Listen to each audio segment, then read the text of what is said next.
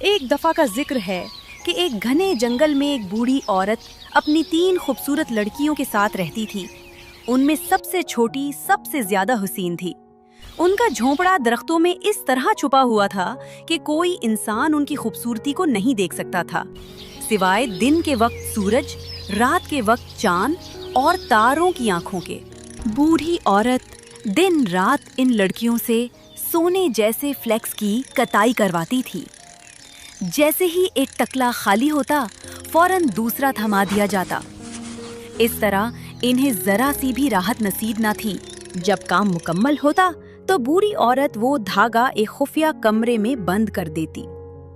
ہر موسم گرما میں وہ 2 یا 3 بار کسی سفر پر نکلتی، لیکن کبھی یہ نہیں بتاتی کہ سونے جیسے فلیکس کہاں سے آتے ہیں اور ان کا کیا استعمال ہے۔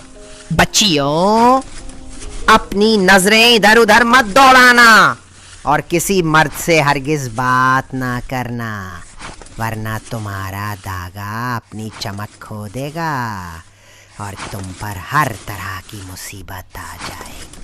ہم کسی مرد سے بات کریں گے ہی کیسے؟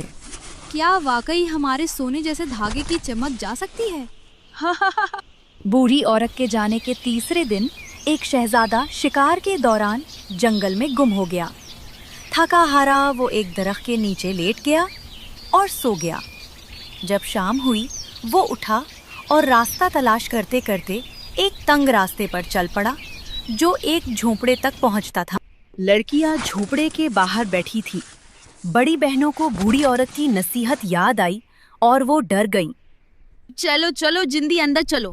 میں نے کبھی کسی کو ایسا نہیں دیکھا، ایک نظر دیکھنے دو۔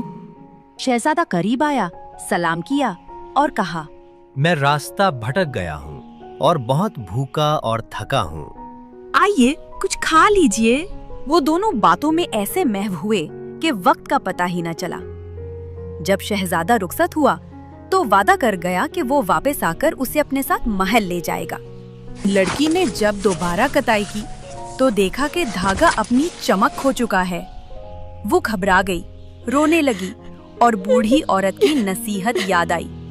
بوڑھی عورت رات کو لوٹی اور دھاگے کی حالت دیکھ کر بھاپ گئی۔ تم نے نہ صرف اپنا بلکہ اس شہزادے کا بھی نصیب برباد کر دیا۔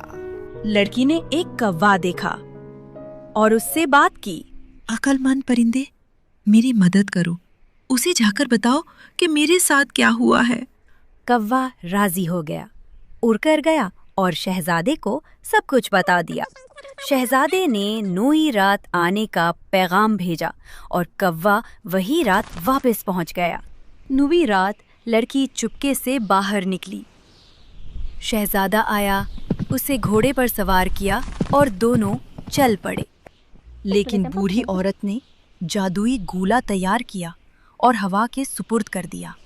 اے طوفانی ہوا جو سب کچھ اڑا لے جاتی ہے، اڑا لے جا اس لڑکی کو جو نافرمان بنی، بہا لے جا اسے ندی میں ہمیشہ کے لیے۔ پل کے درمیان گھوڑا بتکا اور لڑکی ندی میں گر گئی۔ شہزادہ چھلانگ لگانے لگا مگر سپاہیوں نے روک لیا۔ شہزادے نے غم میں 6 ہفتے تک خود کو قید کر لیا۔ آخر فن لینڈ سے جادوگر بلایا گیا۔ ہوا نے یہ غم لایا ہے، اسے ہوا میں بھیجو تاکہ یہ غم بھی اڑا لے۔ شہزادے نے سب کچھ بتایا مگر کہاں؟ میں کسی اور سے شادی نہیں کر سکتا۔ ایک دن وہ اسی پل پر آیا اور رونے لگا۔ اچانک آواز آئی، میں کنول بنی، بدقسمت ہوں، میرے محبوب نے مجھے بلا دیا، میں اب کبھی انسان نہ بن سکوں گی، نہ وہ آئے گا نہ چھڑاوے کی امید باقی رہی۔ شہزادہ حیران ہوا، پھر بہنوں کو جا کر ساری بات بتائی۔ بڑی بہن نے جادوئی کیک دیا جس سے وہ پرندوں کی زبان سمجھنے لگا۔ لینڈ کا جادوگر ہی ایک امید ہے۔ اتنے دن ہو گئے وہ پھر بھی لڑکی کو نہ چھڑا سکا۔ شہزادے نے ابابیلوں کو پیغام دیا۔ کچھ دن بعد عقاب آیا۔ اپنے جسم پر کیچڑ لگاؤ، کہو آدمی سے کیکڑا بن، پھر ندی میں کودو، کرول کے جڑیں کھولو، پھر بہاؤ کے ساتھ بہتے بہتے پہاڑی درخت کے پاس جا کر کہو کیکڑا سے آدمی، کرول سے توشیزہ۔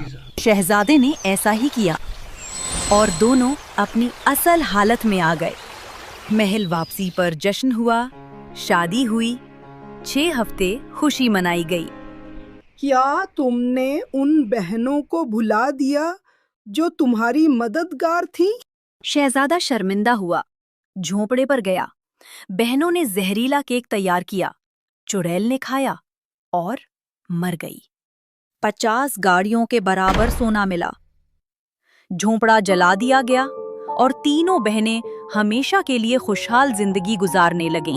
اگر اس کہانی نے آپ کو ایک لمحے کے لیے بھی خاموش کر دیا ہو تو ایک سبسکرائب ہماری خاموش محنت کی سب سے خوبصورت آواز ہوگا، اور اگر دل نے ہلکی سی مسکراہٹ دی ہو تو لائک بھی کریں اور کامنٹ میں ضرور بتائیں کہ آپ کو کون سا لمحہ دل سے لگا۔